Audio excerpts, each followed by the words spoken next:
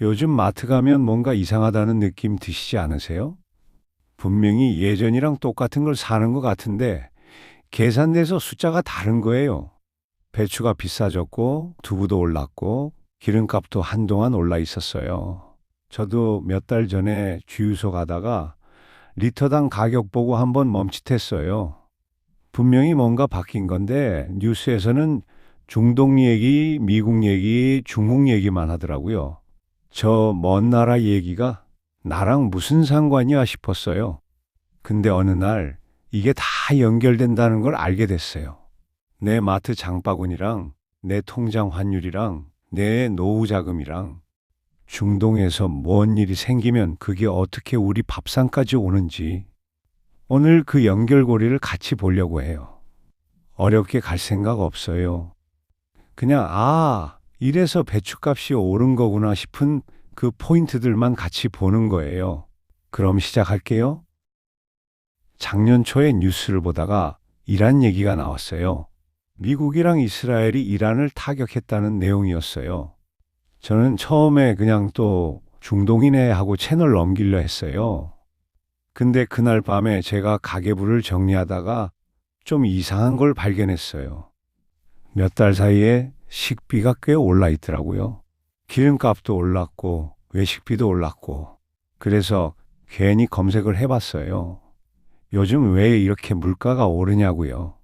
그랬더니 기름값 얘기가 나오고 기름값이랑 중동 상황이 연결된 얘기가 나오고 거기서 중국 얘기가 나오더라고요. 저 처음엔 솔직히 반신반의했어요.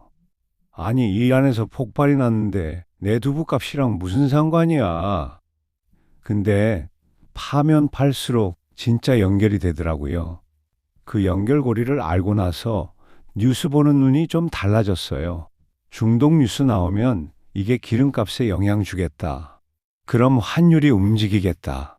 그럼 내 노후 자금에 영향이 오겠다. 이렇게 보이기 시작했어요.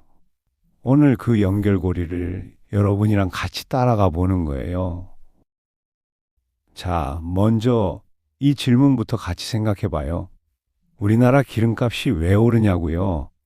우리나라는 기름이 한 방울도 안 나와요. 100% 수입이에요.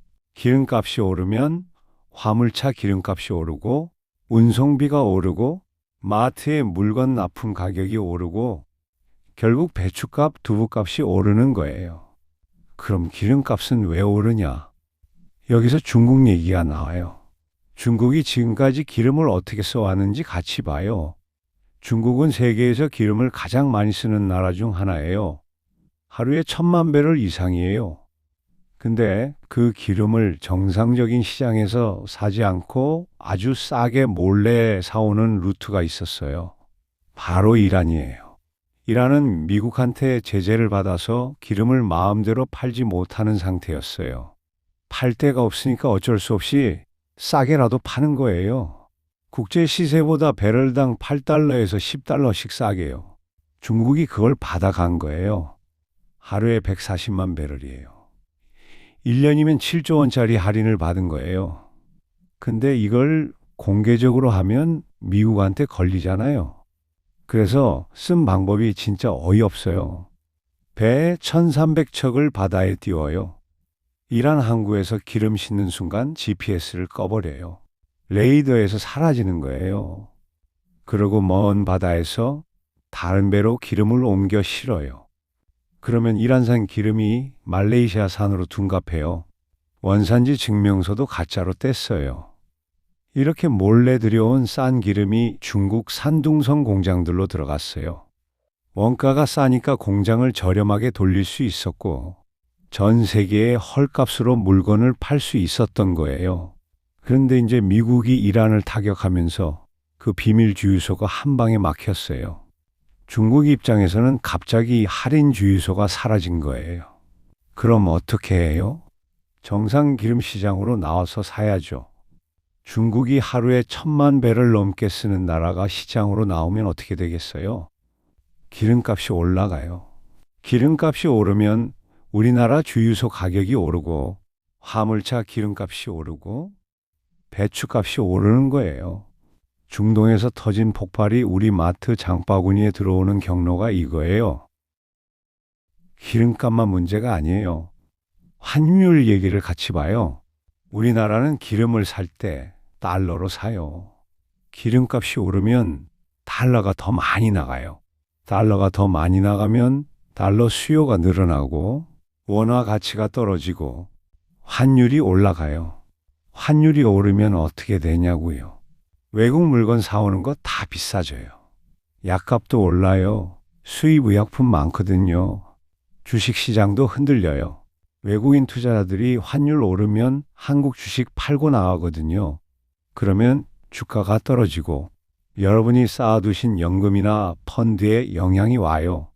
근데 여기서 이제 달러 얘기를 좀 더 들여다봐야 해요. 왜 달러가 이렇게 힘이 강하냐고요? 1974년에 미국이 사우디아라비아랑 비밀 거래를 했어요. 우리가 너네 왕조 지켜줄게. 대신 전 세계 석유는 무조건 달러로만 팔아. 이게 페트로달러예요. 석유 살려면 달러 있어야 하니까. 전 세계가 달러를 쓸 수밖에 없는 구조가 된 거예요. 미국은 이 구조 덕분에 달러를 찍어내도 망하지 않는 나라가 된 거예요. 근데 중국이 이 구조를 뒤집으려고 했어요. 이란이랑 손잡고 달러 대신 위안화로 기름을 사고 팔기 시작한 거예요. 이게 성공했으면 달러의 힘이 약해지고 중국이 세계 경제에서 미국이랑 맞짱 뜰 수 있는 구조가 됐을 거예요. 근데 미국이 이란을 타격하면서 그 실험이 한 방에 끝난 거예요. 달러 패권이 더 강해진 거예요. 달러가 강해지면 우리 원화 가치는 상대적으로 약해지는 구조예요. 저 이 연결고리 처음 알았을 때 진짜 좀 씁쓸했어요. 내가 마트에서 장 보는 가격이 저 먼 중동에서 벌어지는 패권 싸움이랑 이렇게 연결돼 있다는 게 기름과 달러 얘기했으니까 이제 중국이 왜 이렇게 비명을 지르는지 같이 봐요. 중국이 잃어버린 게 싼 기름줄만이 아니에요. 시진핑이 2013년부터 10년 넘게 공들여온 거대한 계획이 있어요.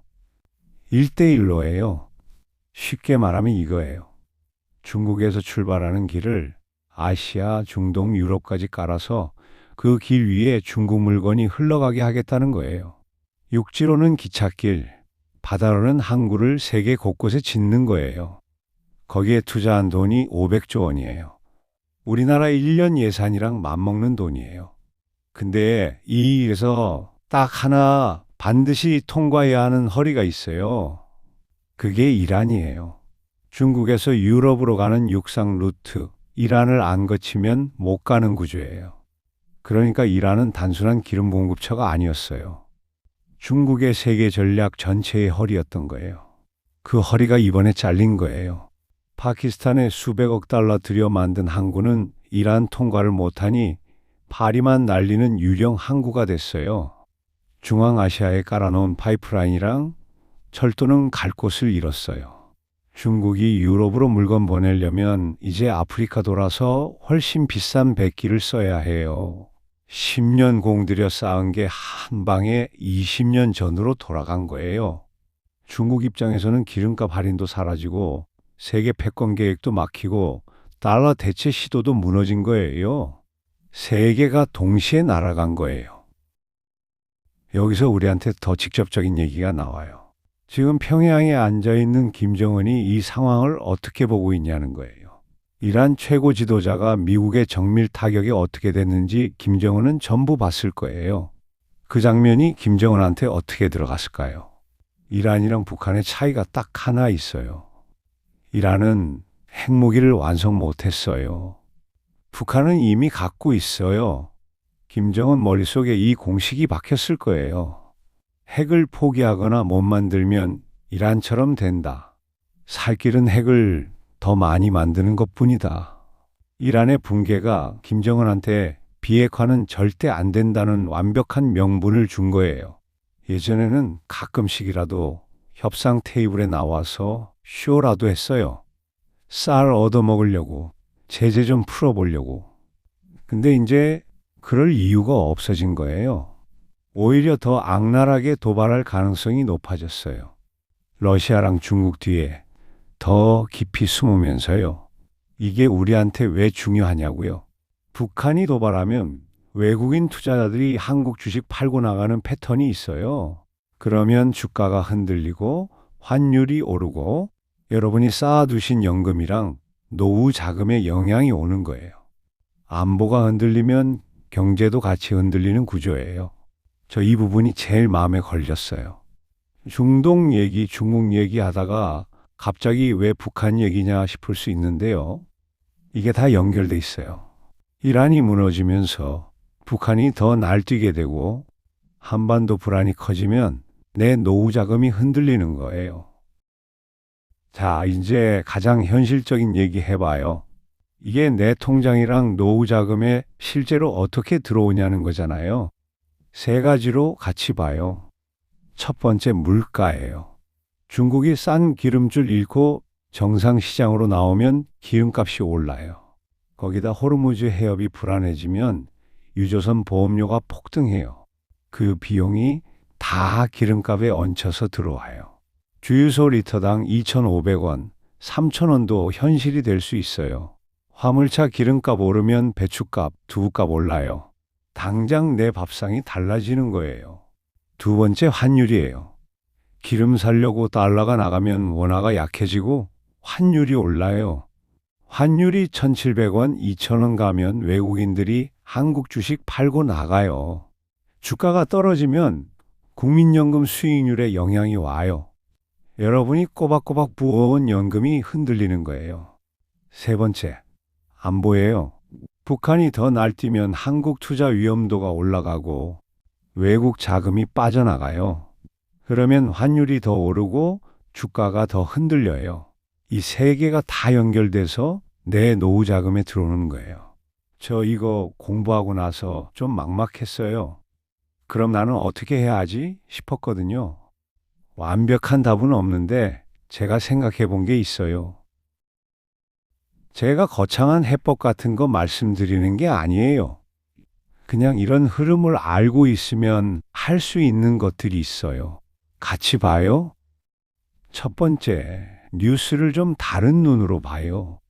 중동 뉴스 나오면 이게 기름값에 영향 주겠다. 그럼 운송비 오르겠다.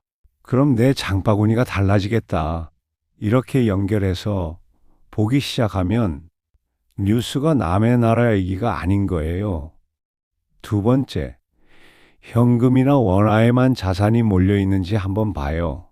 환율이 오를 때 원화 가치가 떨어지거든요. 저도 이거 공부하고 나서 달러 예금 조금 해봤어요. 큰 금액 아니에요. 그냥 환율이 움직일 때 조금이라도 버퍼가 되더라고요. 투자 권유 같은 거 아니에요. 그냥 제가 해본 경험이에요. 세 번째, 모르는 사람이 지금 이 상황에서 이거에 투자하면 대박이라고 하면 일단 의심해요. 세상이 불안할 때 이걸 이용해서 노후 자금 노리는 사람들이 너무 많아요. 내 돈은 내가 공부해서 내가 지키는 거예요. 네 번째, 가족이랑 이 얘기 한번 해봐요. 자녀한테 요즘 물가 왜 이렇게 올랐냐 물어보면서 같이 얘기해봐요. 젊은 사람들이 이런 정보에 훨씬 빠르거든요. 같이 얘기하다 보면 서로 아는 게 달라져요. 오늘 진짜 긴 시간 함께 해주셔서 감사해요. 처음에 마트 배춧값 얘기로 시작했잖아요. 거기서 출발해서 중국 기름 도둑질, 500조짜리 길이 끊어진 얘기, 달러 패권, 북한, 내 연금까지 왔어요. 멀게 느껴지던 중동 뉴스랑 내 통장이 이렇게 연결돼 있다는 게 저도 처음 알았을 때 좀 황당했어요. 근데 알고 나니까 오히려 덜 무서워요. 모르면 그냥 당하는 거고 알면 최소한 준비라도 할 수 있거든요. 뉴스 볼 때 저게 내 밥상이랑 연결되는 건지 한 번씩만 생각해 봐요. 그 습관 하나가 꽤 달라요.